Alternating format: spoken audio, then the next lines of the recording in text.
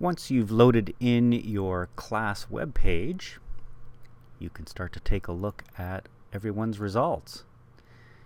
So things should get loaded into Chinatown here, and we can see all of the waypoints and see what some of the pictures might be. And I'm going to kind of pretend I'm one of Kurt or Noam, because I know there's some good issues with their waypoints that I can show you how to fix. For the most part, it looks like everything is okay, but on closer inspection we can see that some of the waypoints are right in the middle of the road, or on the streetcar tracks, or perhaps in a building. So in order to make those more accurate, because the GPS on those phones, especially downtown with lots of buildings, can kind of go off, I'm going to download the KML file. That's our Google Earth format, and we can adjust things in Google Earth and just kind of save it in that format, and it's easy to share KML files. So I'm going to click on the download button, and that won't take very long, and then I'm going to click on this to open it up in Google Earth. Now right away I do know that I have an issue, because I'm stopping looking at the middle of the Atlantic Ocean, and I can see that I've got some waypoints way up here, and I've got a couple down over here under Africa. And so that's when the GPS was kind of conked out and it didn't get any reading, and it decided to assign those waypoints 0, 0. And that's where 0, 0 is, the center of the world. But we can fix that. So let's open up this list of all of our waypoints, and we need to figure out which ones are down here. And if I just zoom in, put my mouse over it and zoom in, I can see it's number 9 and number 12, because there's only 2 of them. So we can zoom back out, and there we go. Here's number 9. So the trick to editing with the position of these is to right click on the waypoint and go to, if you're on a Mac, it's Get Info, and on a Windows machine it'll say Properties, but it's down at the bottom of the menu. And here we can edit our place mark, and we can see, yes, the latitude and longitude is 0, 0. Now to quickly get it into Toronto, we're going to type in some coordinates that get us pretty close to Chinatown. So 43.65 and minus 79.35 is going to be close enough, and then we can move it to the right spot. So I'm going to click OK for this one. The other one was number 12, so I'm going to right click on number 12, get info. And the other issue here is that this one doesn't seem to have an image. So for whatever reason, a picture wasn't taken, and so we probably don't even need this one. This is some HTML, and this part right here, IMG, is an image tag, and it's supposed to display an image, and the source is supposed to point to the photo, but there's nothing there. I think it's probably better just to delete that. So we'll right click on it and delete it. Yes, we want to delete it, and now we don't need to worry about that one. Now we can just double click on any one of these other place marks here, and we will zoom in to Toronto, and specifically to, here we go. So here's number 9 is close, but it's almost in the Don River.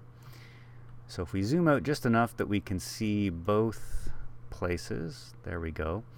I'm going to get info and just move this thing out of the way, because I can click on my place mark now and drag it, and I'm not really sure where it's gonna go. I'll have to take a look at the photo again, but I'm just gonna put it kind of up here where I can see it, and then I'll click OK. And if we zoom in some more, then we can try and get it in the right spot. So the photo is right at Dundas and Huron Street on the southwest corner.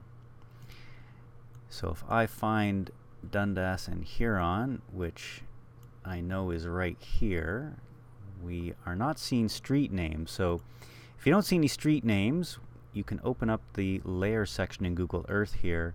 Where do we have? Roads. There we go. Turn on roads, and we see Dundas, and we don't see Huron. Why aren't you showing us Huron?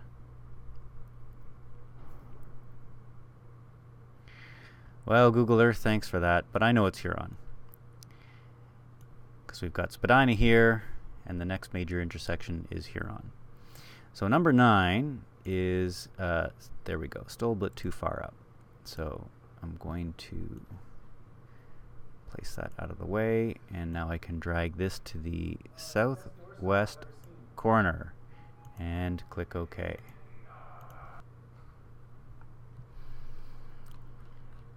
And if we zoom in a little bit more, we might as well take care of some of these other ones, because this one is right in the middle of this building here. And this is still a little bit on the road, but that's all right. So let's click on, let's start with number 15 here. This one, there's that green tea shop, which is right up here. And this is the store next door that had all the little trinkets. So this one just needs to go across the street. Somewhere like that should be fine. And we'll click OK for that.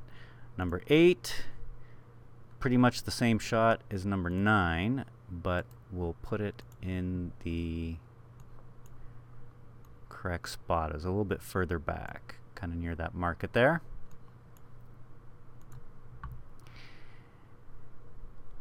And if we go back along our route, we can kind of try and put everything together. Now, pretty sure these are the last set of photos, and they would have been for our group on the north side here. And if I take a look, yes, that's a close-up of the barbecue restaurant, which is right by the laneway.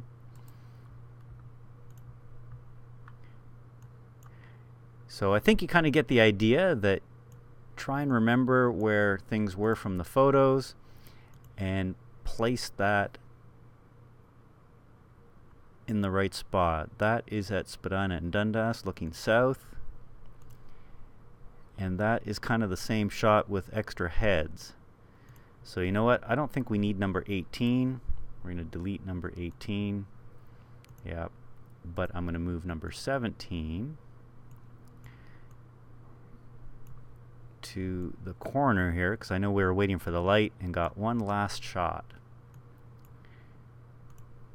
Alright, and number 1 I know looked like it was in the middle of the street, which it is, and that was a shot of a sign right in Dragon City Mall here. So we'll place that somewhere there.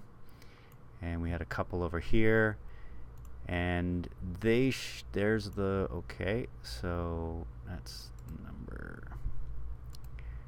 if they're really close together, it's easier to select them from the list there. But I think we're in almost in the right spot. This is down at this building here,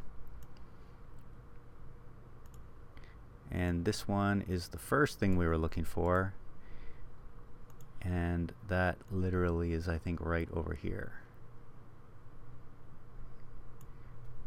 Maybe up a bit. Anyway, pretty close. I'm going to stop there, but you could go and check each and every one of your place marks, making sure that they are in the right spots and moving them accordingly.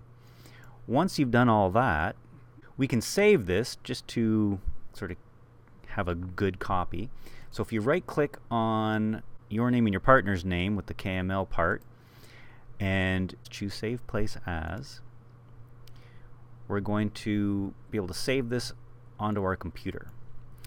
Whether you're on a Mac or PC, you'll get a kind of similar thing. I'm just going to save it to the desktop so I know where it is. And sadly, it gives us an untitled thing here, but I'm just going to rename it. Now, KMZ is an OK format, but KML is probably a little bit better, so we'll do KML and click Save. Now you can watch the next movie for creating your audio tour and doing some more fancy things.